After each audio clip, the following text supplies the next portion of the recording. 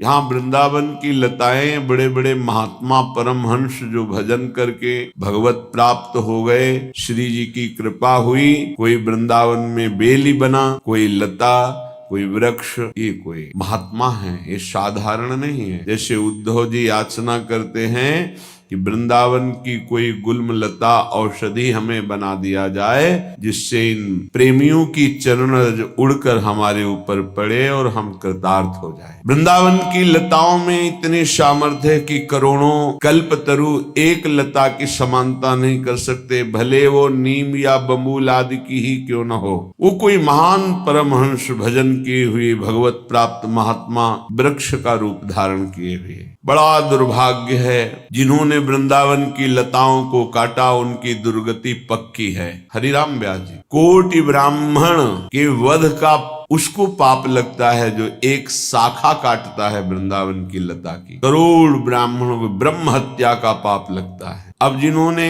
वासुदेव स्वरूप पीपल, भगवान शिव स्वरूप वट वृक्ष, ये सब बड़े बड़े महापुरुष इन वृक्षों के रूप में आए। श्याम सुंदर रूप तमाल, प्रियालाल का रस प्रदान करने वाली बेली लताएं उजाड़ दिया, बड़े बड़े वृक्षों को काट दिया। फिर वृंदावन वास करोगे, क्या प्राप्त होगा? या आप लाखों रुपए एकत्रित कर लिए, उस जगह को बेच करके वृक्ष कटवा दिए, क्योंकि वृक्ष रहेगा तो बाधा पहुंचाएगा, ऐसा सोचा।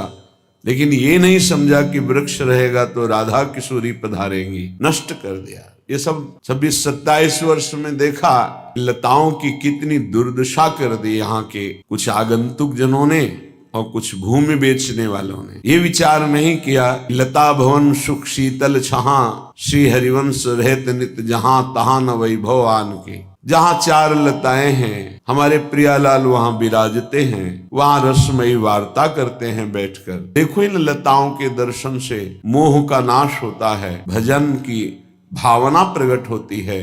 प्रियालाल के प्रेम प्रदान करने में समर्थ हैं वृंदावन के वृक्ष लता। बड़ा दुर्भाग्य होता जा रहा है। जो हमारी उपासना का लक्ष्य है, केंद्र है, रजरानी ढकती चली जा रही।